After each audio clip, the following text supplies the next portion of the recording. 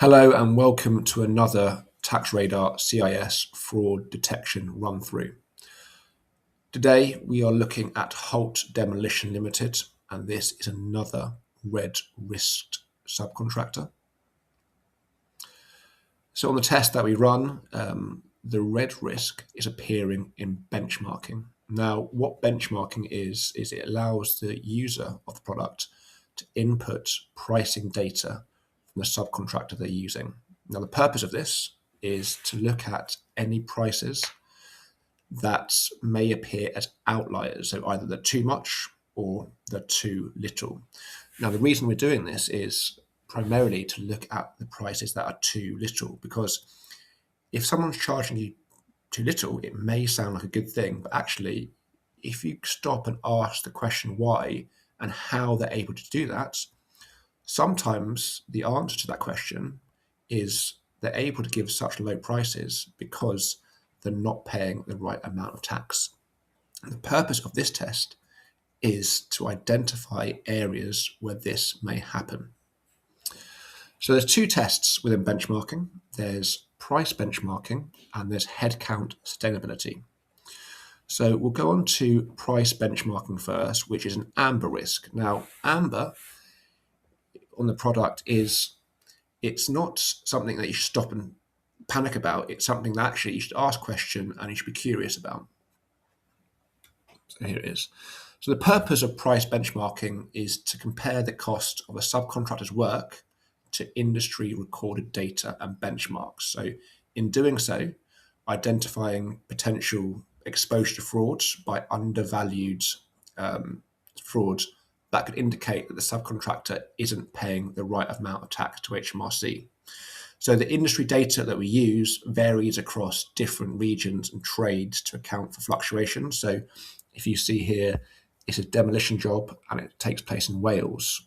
So the user can input different variables when onboarding a subcontractor to ensure that the product gives sort of the best possible comparative analysis to demonstrate a reasonable check to identify any fraud within the subcontractor supply chain.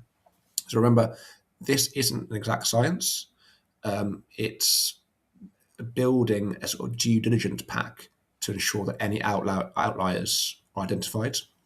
So in the example here, you can see that the day rate charged by the subcontractor here is 25% less than the market median.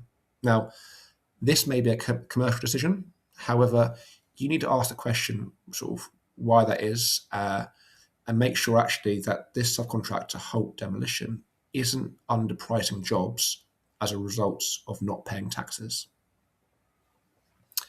So the next one is headcount sustainability. And what this does is it looks at the effective rate each person working for the subcontractor on a job is getting paid.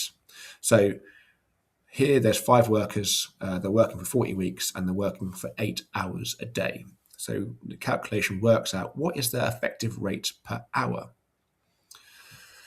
If you look down here, it's the effective rate versus compliance floor. Then there's 3 numbers here. So it's effective rate, which is the rate that the product has calculated for each of these workers. There's national living wage, which is something that you have to be able to live on. And you pay people to live on. And then there's something called the compliance floor. Now, if you look at it, the effective rate here is more than the national living wage. So at a glance, it looks fine. But the floor isn't the minimum wage. The compliance floor is the minimum wage plus the sort of on costs for a compliant employer. So employers, national insurance, pension, holiday.